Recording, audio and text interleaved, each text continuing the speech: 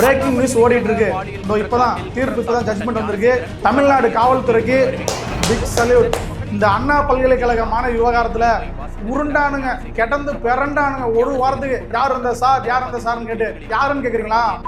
அதிமுக அடிமைகள் இருக்காங்கல்ல, அவங்க தான் நாட்டில் சட்டம் ஒழுங்கு சரியில்லை, ஒண்ணுமே சரியில்லை, என்ன ஆட்சி நடக்குன்னு ஒரு கேடு கெட்ட அரசியல் பண்ணானுங்க. அதிமுக இன்னைக்கு அசிங்கப்பட்டாங்க. பொள்ளாச்சி வழக்கில் மானங்கட்டு தெரிஞ்சாங்க, இப்போ அடுத்து இந்த வழக்கில் அசிங்கப்பட்டாங்க. இன்னைக்கு நீதிபதி தீர்ப்பு கொடுத்துருக்காங்க. ஞானசேகரன் என்பவர் தான் குற்றவாளி, அவர் மீது இருந்த 11 குற்றங்களும் நிரூபிக்கப்பட்டுள்ளன அப்படின்னு இன்னைக்கு தீர்ப்பு கொடுத்துருக்காங்க. இப்போ மூஞ்ச வச்சுப்பீங்க அதிமுக காரலாம். ஒரு பெண்ணு பாதிக்கப்பட்டிருக்காங்க, பாதிக்கப்பட்ட பெண்ணோட பக்கம் இருந்து குரல் கொடுத்திருந்தா நியாயம். திமுக அரசை எப்படி குறை சொல்லலாம், முதலமைச்சரை எப்படி விமர்சிக்கலான்னு ஒரு அரசியல் ஆதாயத்துக்காக பேசிட்டு தெரிஞ்சீங்களே. இன்னைக்கு காவல்துறை விசாரிச்சு அந்த குற்றத்தை நிரூபிச்சு இவன் தான் குற்றவாளி அப்படின்னு சொல்லி தீர்ப்பு வாங்கி கொடுத்துருக்கேன்.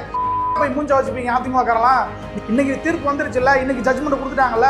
காவல்துறை எந்த அளவுக்கு சிறப்பாக விசாரணை பண்ணி செல்போன் டவரை வச்சு ட்ராய்க்கு அனுப்பி வேற யாருக்கும் தொடர்பு இல்லை அப்படின்ற ட்ராய்கிட்ட ரிப்போர்ட் வாங்கி அந்த ரிப்போர்ட்டை நீதிமன்றத்தில் சமர்ப்பணம் பண்ணி இன்னைக்கு ஒரு வரலாற்று சிறப்புமிக்க தீர்ப்பு வந்திருக்குல்ல. இன்னொரு முக்கியமான விஷயம் என்ன சொல்லணும்னா, தமிழ்நாடு சட்டமன்றம் மாண்புமிகு பொருந்திய சட்டமன்றத்துக்கு காமராஜர் அண்ணா காலத்துலேருந்து நம்ம பெருமை பேசிக்கிறோம்ல, அந்த சட்டமன்றத்துக்கு யார் அந்த சார்னு பேட்ச் போட்டு வந்தாங்க அடிமைகள். இல்ல இன்னைக்கு தெரிஞ்சு போச்சுல, அப்படி யாருமே இல்லைன்றதை நிரூபிச்சிட்டாங்களே இன்னைக்கு காவல்துறை. அந்த பெண்ணோட பக்கம் திமுக நின்றுச்சு. பாதிக்கப்பட்ட பெண்ணுக்கு அவன் எந்த கட்சிக்காரனாக இருக்கட்டுங்க, திமுக அதிமுக யாராவனா இருக்கட்டும், நாங்கள் தண்டனை வாங்கி கொடுத்தே தீர்வோன்னு உறுதியாக சொன்னார். சட்டமன்றத்தில் முதலமைச்சர் சவால் விட்டார், உறுதியாக நாங்கள் தண்டனை வாங்கி தருவோன்னு. இனிமேல் இந்த நரேட்டிவ் செட் பண்ணுறது, இந்த மாதிரி அநாகரிகமான அரசியலை இனிமேல் அதிமுக நிறுத்திக்கணும். இது ஒரு பக்கம் இருக்கட்டும். இந்த இத்து போனவன் நேற்று வந்தான் பாருங்க, ஒருத்தன் ஊரில் எவன் என்னென்னலாம் பண்ணுறானோ அதுக்குலாம் இங்கே சிஞ்சா அடிச்சிருக்குமா ட்விட்டரில் அறிக்கை விட்டு. பாஜக இவ்வளோ அநியாயங்கள் பண்ணாலும் திமுக சட்டப்பூர்வமாக தாங்க போராடிட்டு இருக்கு. நடந்திருக்கா, ஏதோ ஒரு தவறு நடந்திருக்கா சுட்டிக்காட்டு. எதிர்கட்சி அதுக்கு தான் நீ அரசியலுக்கு வந்திருக்க, உன்னோட கடமை அதான், அதை நாங்கள் இல்லைன்னு சொல்லவே இல்லை.